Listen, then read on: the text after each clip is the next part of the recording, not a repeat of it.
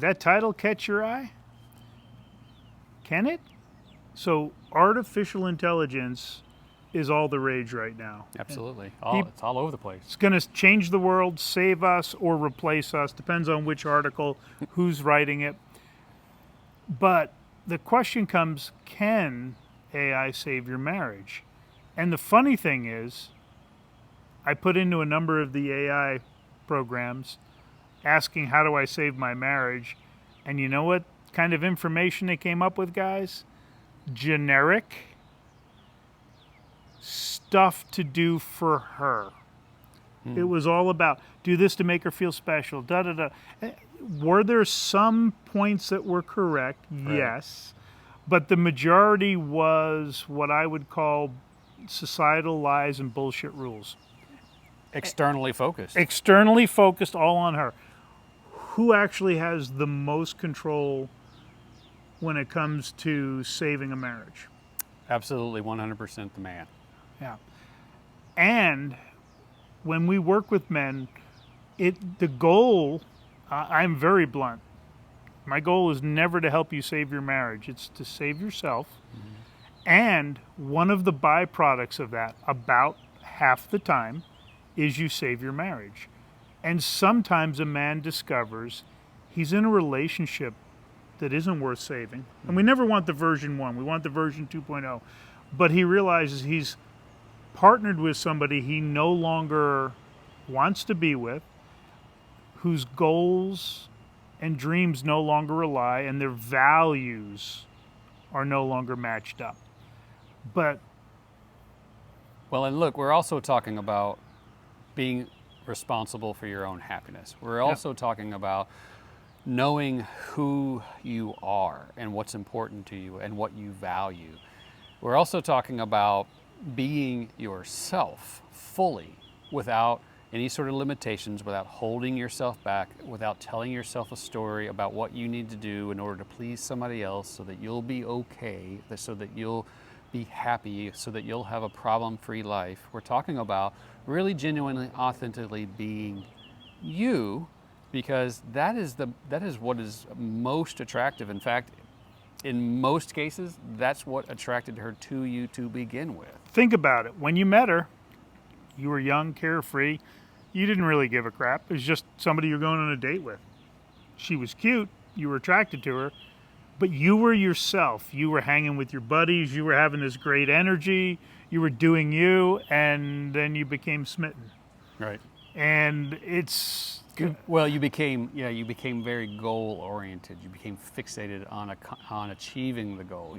You became concerned about what she thought about you and whether or not she would want to stay with you, and there were all these attachments to outcome, all this external needing something to be a certain way for you to be okay, and then we lose focus of who we are, and we stop being honest with ourselves. We start turning ourselves inside out like a sock, right? We start morphing ourselves into someone else, what we think will be acceptable to the other person. And I can't tell you, on a almost daily basis, I hear about how, well, she gets upset if I go spend time with my friends. And I let any man know, if you have a girlfriend who says she doesn't want you to spend time with your friends, get rid of her. Because, again, you're turning yourself inside out to please somebody else. You're losing yourself. It is the reason why so many of the men that we work with and help, they're like, I don't have any friends. I've lost touch with all of them. I've let the friendships die off because she didn't like them, or she didn't want me to, or I was too busy working and being a dad. And the belief is, well, between work and kids, I don't have time for that. Mm-hmm. And what would you say if a man says that? I think that he's using that as an excuse to stay inside of his comfort zone. Yeah. That he's actually using that as, he's using his wife, his girlfriend, his family as an excuse to not step outside of his comfort zone and do the things that he wants to do. And he doesn't want to risk upsetting her either. Absolutely. And a lot of times, look, there are situations where she says, I don't want you to do these things. that's a whole other conversation, right? There are many times the man comes up with a whole bunch of rules for himself. Why I can't do it. And then projects that onto her. Oh, my wife would get upset. Oh, it would cost too much. Oh, that would take time away from the family. Oh, this or that. And we then, and I know for this, I did this for myself, right? I would tell myself stories about what I couldn't do. And then I would sit on the couch upset at everyone else for the stories that I was telling myself. Nobody else outside of me told me I could or couldn't do those things. I was telling myself I could, that I couldn't, and then I was projecting that onto them, and then I was being upset at them. Completely unfair, completely insane. Now, was one of those travel back then? Oh, for sure, travel. So Great Charlie loves to example. travel. Today's the day following being gone for an entire weekend. Yep. And you're going to join me on a hiking trip in June. Yes. Did you ask permission before you made the decision when I said, "Hey, why don't you come join me"? No, that was not even a. It's great. I'm glad you asked that, right? Because there would have been a time that I would have said, "Oh, I don't know. Yeah, maybe. Let me check with my wife and see. Let me just check with my wife and see if there's anything going on or whatever." Like I would have come from an angle of getting permission, whereas when you said, "Come with me on my," do you want to come with me on my solo hiking trip? You kind of went into some of the things that like some of the technical details, and I was like, okay, so first of all, yes, Yeah. and then go ahead. Yeah. And I go back to when I asked you to come hang in Mexico for a little bit. I remember you saying, it was like the words came out of your mouth before you realized what you're saying, because I let my heart lead me now. Right. And it was like, why don't you come to Mexico because I knew I had this week before Melanie Right. came.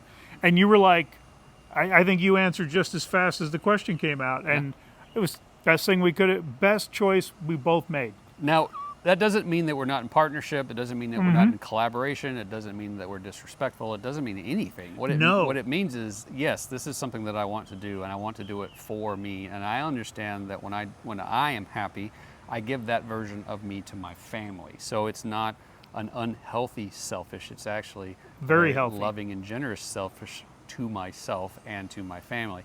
The other part of that is that if something truly came up, and I needed to change my plans, I would make up my own mind about that. Yep. If something came up and it was one of my kids and there was some kind of something that I deemed was important enough to change my plans, Illness, ice storm. I would make that decision for myself, and I would own that decision for myself, and I wouldn't put it off on anybody else.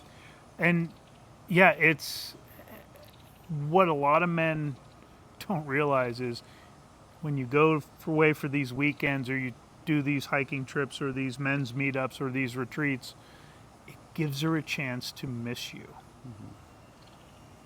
I had a text this morning saying, I got butterflies and I'm excited about you coming home. Like, how cool is that? Yeah, this is the curious thing for most guys. They say, "Oh, I want her to appreciate me. I want her to love me. I want her to miss me." But then we don't go anywhere. We don't do anything. We don't get out of the house. We don't have any friends. We don't have any external How's she hobbies. gonna miss you?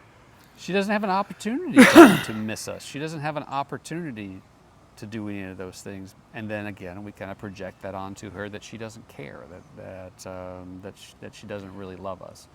Our negative story that we, like you said, we project it, and understand the stories we tell ourselves when we're nice guys, or they don't serve us. No, they tear us down. They tear us down, and they tear the other person down. They tear our wife down, or at least the view that we have of our relationship. It tears that down. And when you do this work and you become more grounded and connected to her, and you're willing to have some vulnerability, what happens, instead of telling yourself these negative stories, you might sit down with her and go, "You seem a little off. Is everything okay?" And you're not afraid of asking that question because she may spend the next 20 minutes puking in the bucket. You got to hold the trash can because she, just like you, has these negative stories in her head. Feels the same pressures, just different. And if we don't tell ourselves the negative stories, it allows us to see when they're in pain, to see when they need a hug, and not be trying to get a hug from her, but to give a hug. Yeah.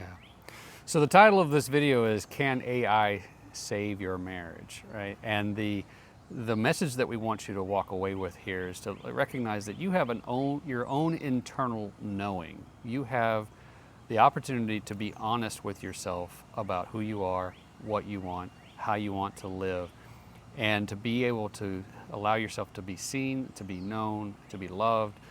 And that's your built-in intelligence that you can tap into. So what we want you to do is, down in the description below is a link. Click on that link and reach out. Let's have a conversation so you can tap into that internal knowing, that internal intelligence that you have going on. Which is more powerful than any artificial intelligence, brother.